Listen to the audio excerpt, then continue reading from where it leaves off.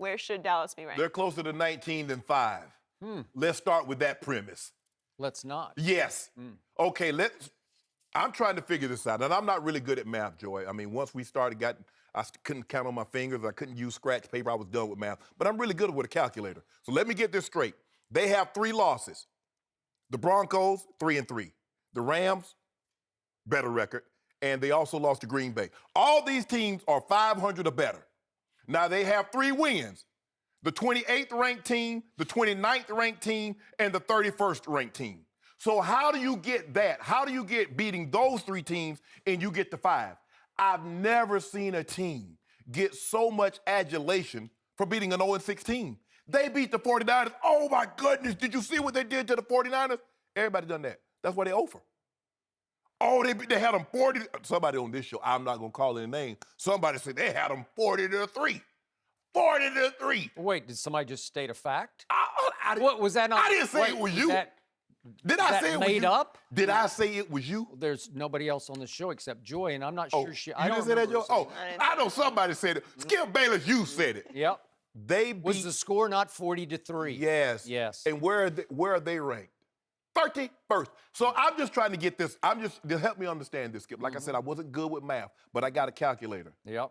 If a team beats you, write this down, beats you, which the Rams did.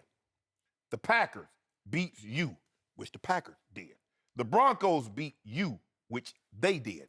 And all these teams have a better record than you. The Broncos have the same record as you. How do you get to be ranked in front of them if they beat you? I'm gonna let you go ahead. You go ahead. I'm gonna let you have it now. First of all, I would like to thank my many friends at ESPN who serve on the vast committee that votes on the power rankings, and it's 80 members. It's like a Mensa collection of NFL savvy and intuition. I'm and not voting insight. Yeah, you're not in there, but that's you're just a Hall of Famer. So 80 voters at ESPN have seen the light. At least many of them have. What light? The light is that clearly the Cowboys are way better than 3-3. No, they're not. It's just so obvious because you have to, at some point, use, especially early in a football season, you have to use the eye test. What do all of their eyes tell them? They're seeing the 5th best team, and I see a team that's even on the rise that's going to wind up being the best team in the NFC. And you saw what happened after a bye week in San Francisco. Skip! Yeah. You saw a show of force. You saw a tour de force. You saw the most explosive offense in pro football when it's right, and it's starting to get right, and you saw a very young defense, because the Cowboys are the 2nd youngest team in the entire NFL, after a bye week, start to figure it out now that its leader is back, Sean Lee, the best player on the defense, and the one... DeMarcus Lawrence is the best player. No. You just called him DeMarcus Lawrence Taylor. Yeah. Well, he can be on occasion, but it's... You had called Sean Lee Singletary, or Sean Lee Buckus, or Sean Lee Lewis. Work, but DeMarcus Lawrence Taylor works. See, it's clever, and you weren't clever with it. What about Sean Lee Singletary? That doesn't work. It works. Because his name isn't Lee Singletary, right? Yeah. No, okay. I just put it on the end. So the voters at ESPN are savvy enough to see through the smoke and that comes from that direction over there. And they realized that the Cowboys were ahead of Aaron Rodgers 21-6. And the young defense couldn't hang on in the second half because Sean Lee was hurt. Sean Lee wasn't there. The Falcons were 21-6. That's a show of force. The Falcons were ahead of the Patriots 28-3. At the end of the day, it comes down. Skip, you know this. After covering sports for 40 plus years, you either get that dub or you get the L. Now, which of the Cowboys got? The voters who ranked the Cowboys 5th in the ESPN.com power rankings are smart enough to see that the Cowboys were ahead of the Rams 24-13. But the young defense couldn't hang on in the second half because Sean Lee wasn't there. He was hurt.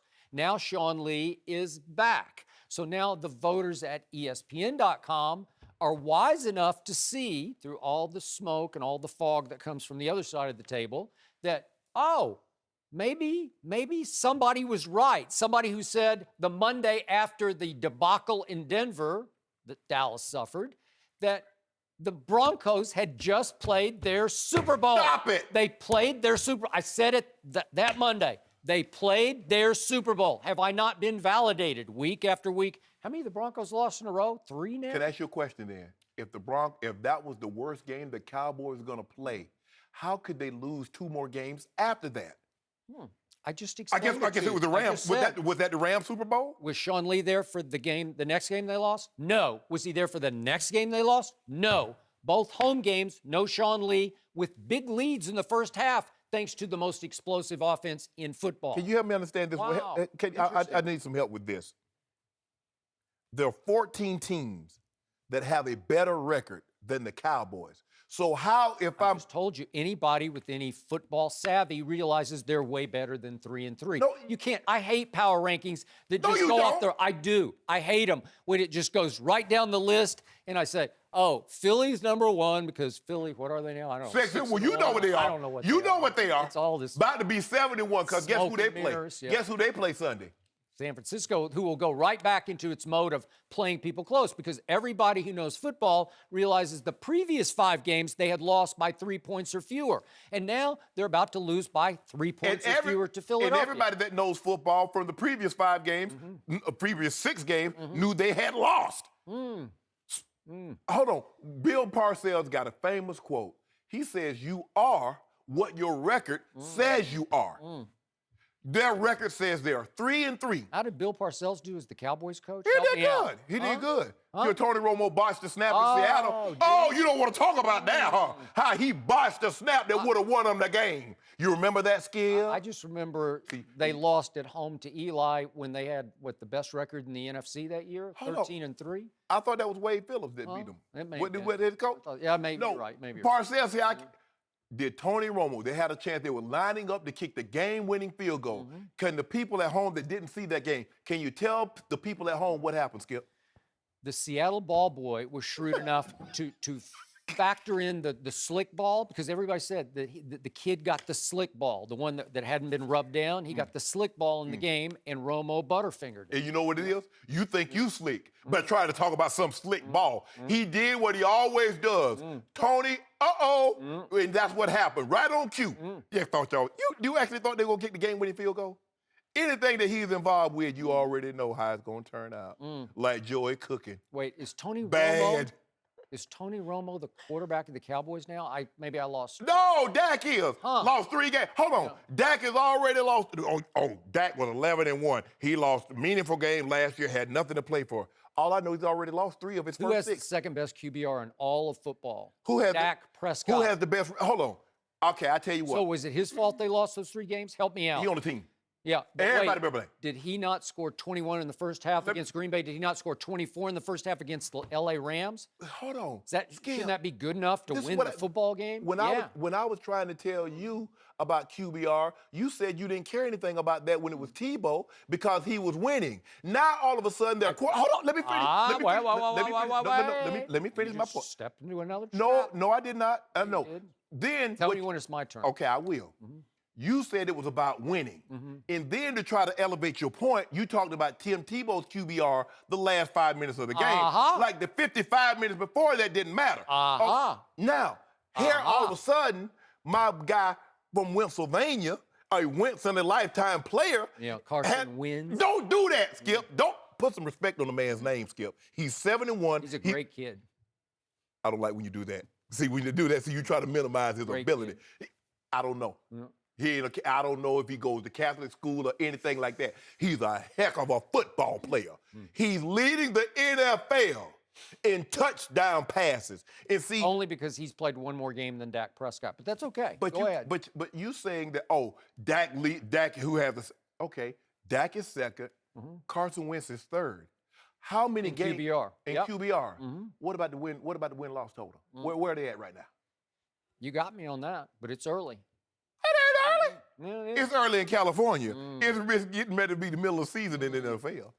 Cowboys have double-digit games left to play. That's a lot of games. And- Double-digit and games. have an opportunity. It's just getting and started. have a Poised for takeoff. you know what that means, right? When you have double-digit games, you also have a chance for double-digit losses. Well, are you predicting that? I'm not scared. You know, the problem here is, here's the point for our viewers who don't quite get it yet. This man across from me, the seat is getting hotter and hotter because he sees what's coming. The Cowboys are coming for him. First Cousins. you. We got due on it. Yeah. Kirk Really? Cousins. Yesterday there was no due on. Oh, no, you said you didn't want any due. I won't do. Oh, good. I won't Let's do. do the do. Kirk Cousins. How many cases? I'll take the Cowboys against Kirk Cousins, who's 1-4 against Dallas. About to be 2-4. I'll take that. About to be 2-4. He beat Kellen Moore one time. Gonna That's beat it. Dak Prescott. Wow. Did he beat him last year? What happened? Those I two don't know. games? Man, my memory, I don't remember nothing but today. Yeah. That's all I know about today. What happened when Matt Castle went to the Redskins Stadium on a Monday night? What happened? This is the way. Kirk Cousins lost to Matt Joe, I don't know Castle? how you do it, but this is how I live my life. Wow. Yesterday is history. Tomorrow's a mystery. I focus on today. Yeah. And today, the Philadelphia Eagles are the best team in football. Tomorrow is not a mystery to me. I've already told you what's I ain't gonna promised happen. tomorrow. I ain't promised tomorrow. My grandma said, "Boy, The Cowboys are going to win the NFC East, and by the end of the year, they're going to be the best team in the NFC. because you say it doesn't make it true, Skip. I'm just telling you, I have the courage of my convictions as opposed I to have the somebody courage across. to say the Cowboys are not winning the NFC East. The Cowboys will not make the playoffs. I stand pat on that. Thanks for watching. Subscribe here to get the latest from the show. Be sure to check out more of the best clips from Undisputed, or go watch a few segments from the newest show on FS1, First Things First, with Chris Carter and Nick Wright.